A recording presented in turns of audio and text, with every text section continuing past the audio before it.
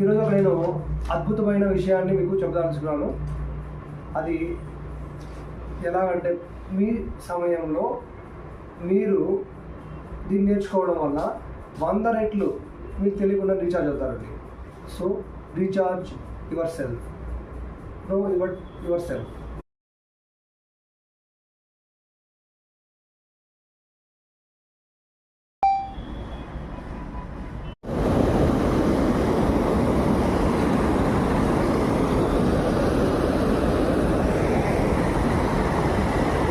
ధ్యానమే సర్వం, ధ్యానమే సకలం. చాలా ఈజీ అయిన మార్గం.